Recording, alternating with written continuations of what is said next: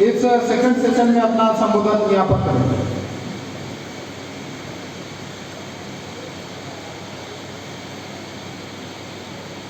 सर्वप्रथम इस भारत में लेबर मूवमेंट की स्थापना जिसने की वो हमारे महात्मा ज्योतिराव फुले, जिनके वजह से हमें संडे की छुट्टी मिली। हम लोग संडे हमारे परिवार के साथ मना पाते हैं और पूरा भारत संडे की छुट्टी का एंजॉय कर पाता है। ऐसे नारायण मेघाजी लोखंडे, उसके बाद जिनकी पूजा पूरे विश्व में की जाती है और हमें जो भी आज लेबर एक्ट जो मिले हैं और जो जिनकी देन है, ऐसे हमारे परम पूज्य डॉक्टर बाबा साहेब अम्बेडकर और जिनके आइडियोलॉजी पे ये हमारा एनपीडीएफ का संगठन खड़ा है, ऐसे हमारे सुभाष चंद्र बोस, इनको मैं सभी को नमन करता हूँ।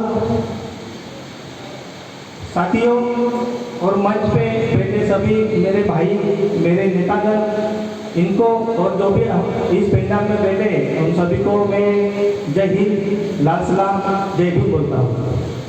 साथियों, मैं फर्स्ट पॉइंट पे आके अपना इधर परिचय देना चाहूँगा। एनपीडीएफ जो है, अभी लास्ट मेंबरशिप वेरिफिकेशन में हमारा एनपीडीएफ को कुल 3,350 वोट मिला था।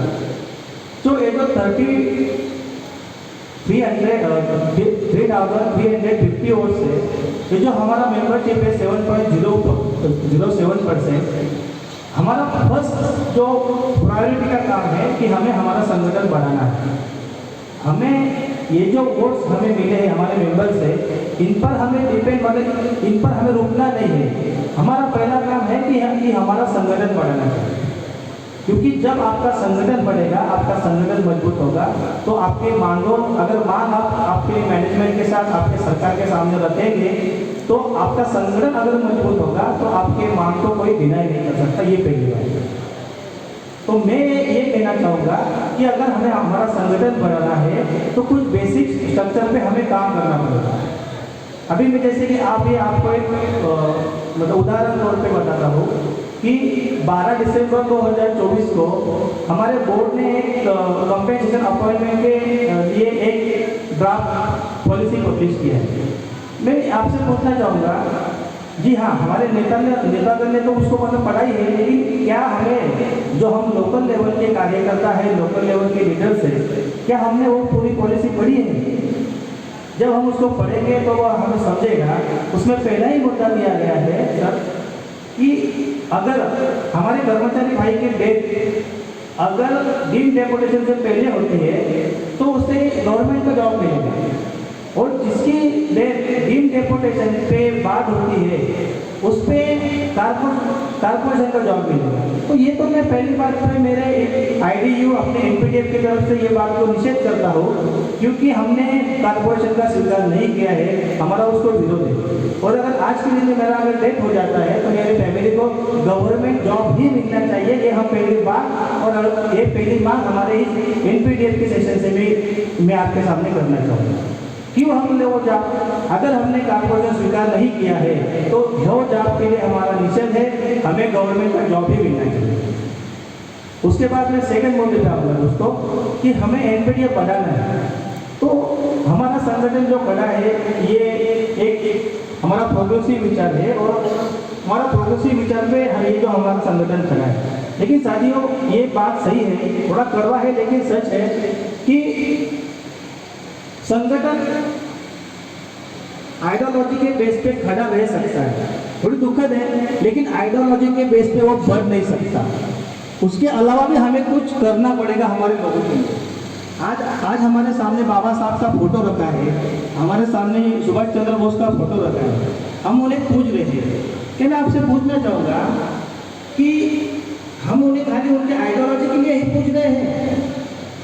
क्या मुझे बाबा साहब ने लेबर एक्ट नहीं दिए होते, मेरा वेलफेयर नहीं किया होता, मुझे ओटी का अधिकार नहीं दिया होता, मुझे उन्होंने जो भी राइट्स है, बोनस का अधिकार होगा, जो भी लेबर एक्ट में राइट्स आते हैं, वो अगर मुझे नहीं दिए होते और उन्होंने मेरे सामने उनकी आइडियोलॉजी अगर रखी होती, तो क्या मैं जितने दिल से उन्हें पूछ रहा हूँ, क्या मैं उन्हें पूछ सकता हूँ?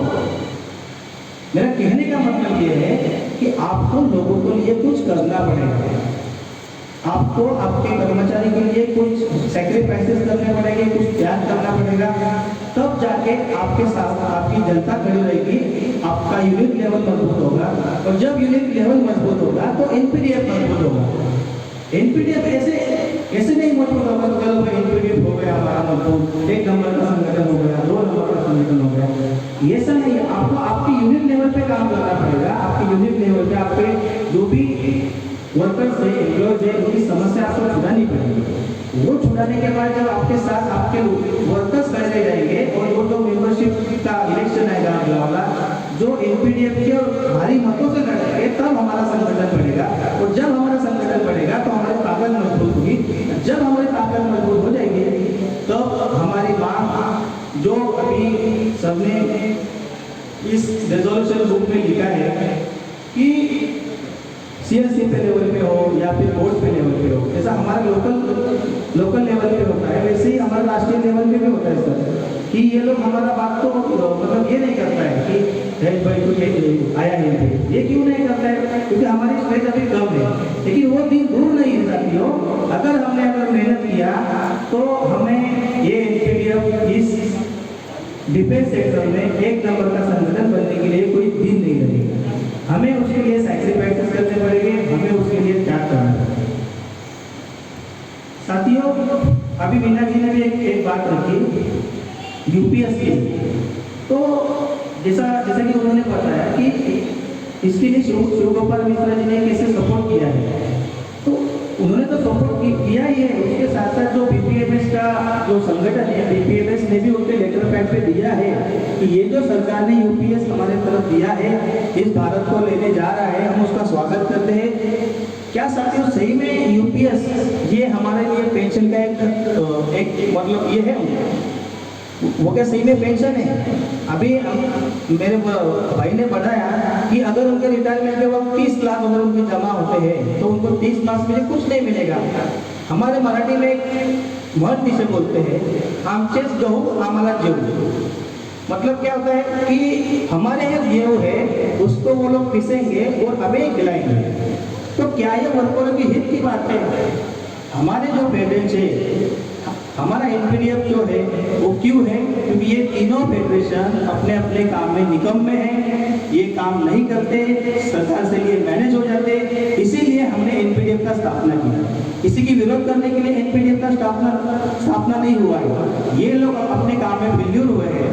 जिस तरीके से अभी मैंने एक उदाहरण बताया कि यूपीएस के लिए अगर लाल झंडा वाले और तुम्हारे बीपीएमएस वाले यूपीएस का स्वागत कर रहे हैं, तो ये मैं इस राष्ट्रीय अधिवेशन से पूरे भारत के कर्मचारियों का आह्वान करूंगा, अगर आपके यूपीएस के लिए जो फेडरेशन समर्थन कर रहे हैं, क्या आप लोग उनके साथ में रह पाएंगे?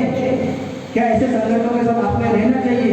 तो आइए, स्वागत करते हैं हम आपका एनपीडीएफ में। आइए, हम लोग साथ में खड़े रह के साथ में संघर्ष करके ये एनपीएस को स्क्रैप करेंगे और जो कि यूपीएस है, हमारा यूपीएस है, जो कि पहला वाला यूपीएस है, उसको ही हम लाएंगे। हमें यूपीएस नहीं होना, ओनली ओपीएस का ही हम लोग समर्थन करते हैं। साथियों, ऐसे बहुत सारे बातें हैं। एक बात पे को और एक प्रकाश डालना चाहता हूँ। आपको आपके जो भी कैडर है, आपके एम्प्लॉयज है, उनके लिए वो काम करना है, उनके वेलफेयर के काम करना है, उसके साथ ही साथ उनको फैसिलिटी भी देना पड़ेगा सर, क्योंकि फैसिलिटी जब मिलती है तो लोग जमा होते हैं। It is real right. तो जो फैसिलिटी देने के लिए जो आपका गेट पास है, आपका जो भी आज एक्टिविटीज में आप फैसिलिटी दे सकते हैं, आउट पास हो गया जो, तो ये कैसे मिल पाएंगे? इसके लिए भी आपको भी काम करना पड़ेगा। तो सर मेरी रिक्वेस्ट है कि आप नेता लोगों को भी इस चीज़ पे काम करना पड़ेगा sir. Actually it is the basic structure sir, क्योंकि आप अगर किसी को दे सकते हैं, अभी हम लोगों का लास्ट पार्ट मेंबरशिप इस वेरिफिकेशन में जैसा कि साथ में इसमें लिखा है कि हमारे 6 यूनिट में एसीएस का ये मिला है, उसमें हमारा एक यूनिट है, हमने मेंबरशिप इसमें वेरिफिकेशन में 25% वोट लाया, हमें 2 वाला जेसीएस मिला है। लेकिन 2 जेसीएस मिलने के बाद भी हमें हमारे रिकॉग्निशन के लिए, हमारे फैसिलिटी के लिए हमें संघर्ष करना पड़ रहा है। तो साथियों, ये क्यों हो रहा है? अगर हमने रिकॉग्निशन का क्राइटेरिया जो कि कुछ लेटर्स मिनिस्ट्री ऑफ डिफेंस ने पब्लिश किया है कि मेंबरशिप रिकॉग्निशन का क्राइटेरिया होता है 15, आपके पास 15% मेंबरशिप होनी चाहिए। तो ऐसे बहुत सारे संगठन हैं कि जिनके पास अब 15% मेंबरशिप होने के बावजूद भी उन्हें फैसिलिटी नहीं दिया जा रहा है, और फैसिलिटी नहीं दिया जा रहा है इसके लिए उनकी मेंबरशिप बढ़ नहीं रही सर। अदरवाइज अगर फैसिलिटी मिल जाता है तो हमारे वरुण गांव में हमारा आईडीओ यानी एनपीडीएफ ये एक नंबर का संगठन बन जाएगा, क्योंकि हम लोग सैक्रिफाइसेस करते हैं, लोगों का वेलफेयर करते हैं, लेकिन जो फैसिलिटी मिलने चाहिए उनको वो नहीं दे पाते, क्योंकि हमें उसकी मर्यादा है। तो हमें जहाँ जहाँ हमारे यूनिट्स हैं, जहाँ जहाँ ये समस्या है हमें ध्यान देनी पड़ेगी, और इस पे काम करके हमें वो सॉल्व करके उसको फैसिलिटी देना पड़ेगा। अगर फैसिलिटी देंगे तो हमारा संगठन और तेजी से बढ़ेगा, हमारा मेंबरशिप बढ़ेगा, हमारा ताकत बढ़ेगा। सर लास्ट में मैं कहना चाहूँगा कि ये जो आपने डिज़ाइन बनाया है सर बहुत अच्छा बनाया है, मुझे बहुत पसंद आया। जो लास्ट में जो पिक्चर बनाया है बहुत अच्छा है। खाली मैं उसमें एक आपसे रिक्वेस्ट करूँगा कि सर इसमें एक और पिक्चर अगर आपने ऐड कर दिया नारायण मैगजीन ओपन डे का, तो वो पूरा लेवल मूवमेंट उसके लिए फुलफिल हो जाएगा सर, क्योंकि नारायण मैगजीन ओपन डे ये बहुत ही बड़े कामगार नेता है, जिसने पहली बॉम्बे मिल्स एसोसिएशन भारत की पहली कामगार संगठन बनाई, और हमें आज जो हम संडे जो भी संडे की छुट्टी मिलती है वो हमें उनकी वजह से मिलती है। तो सर एक पिक्चर इसमें ऐड कर दीजिएगा, ये मेरे आपसे रिक्वेस्ट है। ओके, सो इस राष्ट्रीय अधिवेशन में मैं मेरे यूनिट से इंडिपेंडेंट डिफेंस एम्प्लॉय के तरफ से आपका स्वागत करता हूँ और धन्यवाद देता हूँ स्वतंत्र मजदूर संगठन को, जिन्होंने बहुत ही अच्छा यहाँ पे ऑर्गेनाइज किया और मुझे यहाँ बोलने का चांस दिया। धन्यवाद सर।